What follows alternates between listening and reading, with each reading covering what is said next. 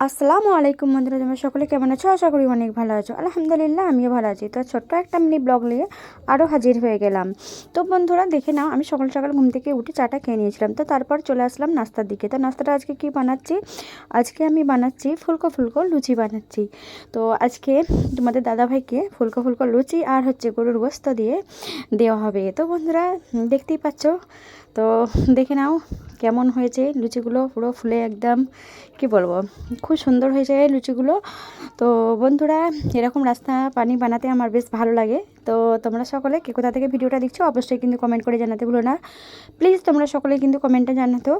তো তো বন্ধুরা দেখে নাও, এখানে নাস্তা বাস্তা সব তৈরি হচ্ছে। নাস্তাগুলো তৈরি হয়ে গেলে কিন্তু আবারও যাব, একটা জায়গায় যাব। তো কোথায় যাচ্ছি সেগুলো সবই একটু দেখিয়ে দেবো বন্ধুরা।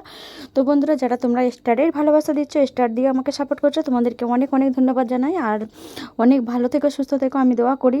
যারা আমাকে স্টার দিচ্ছে তাদের জন্য দোয়া রইলো, আর যারা দেয়নি তাদের জন্য দোয়া রইলো। তো বন্ধুরা দেখে নাও, গরুর গোস্ত কিন্তু রেডি, আর ফুলকো ফুলকো লুচি।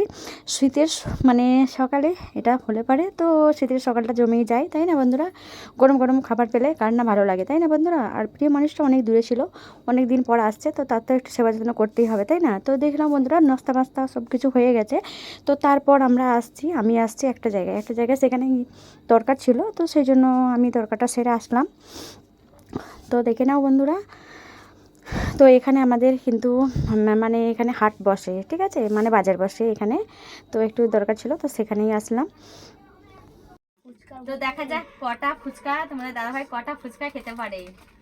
তো দেখো এখানে নিয়ে চলে আসছে, আর এতটা ঝাল দেওয়া হয়েছে বন্ধুরা কি বলবো। আর আমি তো কিন্তু খাবোই না, ঠিক আছে, আমি খাবো না, তার কারণ হচ্ছে অনেক ঝাল দেওয়া আছে এতে। আর কিন্তু তোমাদের দাদাভাই কিন্তু খাচ্ছে আর ওই খাবে। দারুণ ভালো লাগছে। আরামবাগের ফুচকা সব থেকে ভালো, জানো তো? এখানের থেকে আরামবাগের ফুচকাগুলো দারুণ খেতে লাগে। কিন্তু ঝাল হয়নি? আল্লাহ, এত ঝাল হয়েছে তুমি বলছো ঝাল হয়নি। তো ওরকম কাঁচা লঙ্কা ঝাল দিয়ে দাও।